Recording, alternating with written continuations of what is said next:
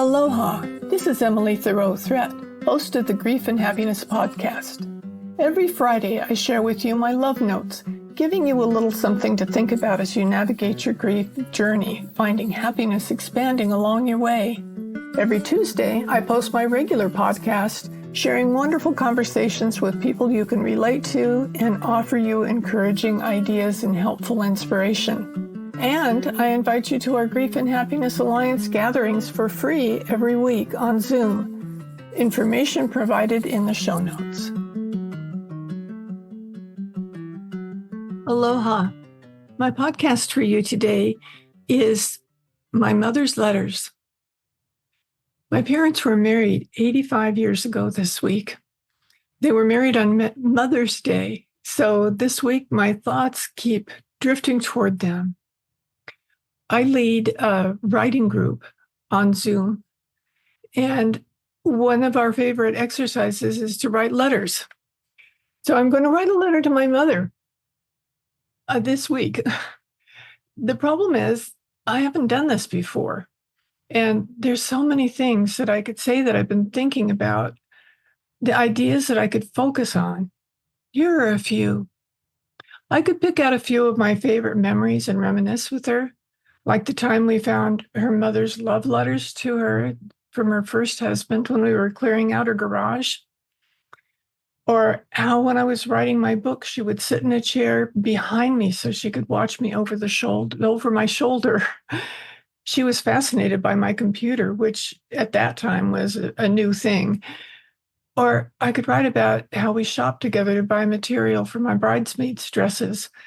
And then we shopped together again to buy material for my daughter's wedding dress. I could write to her about how I discovered how much she must have loved me when I was rocking my baby in the middle of the night and feeding them, overwhelmed by my love for my baby.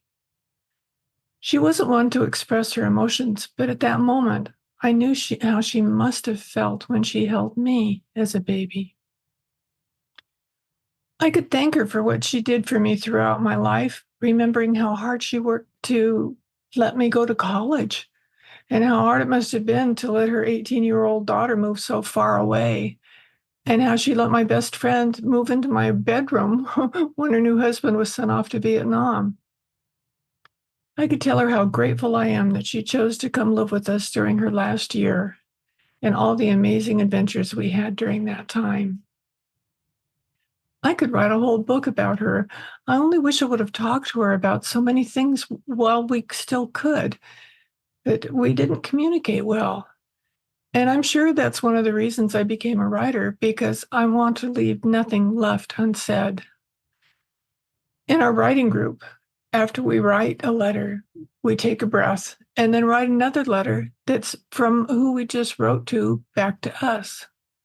So when I write my mom, I would write whatever comes to me and let it flow out on these pages, and then have her write back to me. We've received beautiful, meaning answers writing this way, and I'm sure we could debate on whether these answers, where they come from, but all that matters to me is the peace and joy that they bring. So I encourage you today to write a letter to your mother. You may want to write it in your journal, or find a special place to save it so you can go back and read over it when you could use some mom time. And if your mom's still here, put it in the mail. Happy Mother's Day. Thanks for listening, and be sure to order your Grief and Happiness Handbook and cards on Amazon. All profit from these sales go directly to the Grief and Happiness Alliance nonprofit organization to support these podcasts and all that the organization does to provide comfort and support to those who are dealing with grief and loss. Mahalo. Thank you.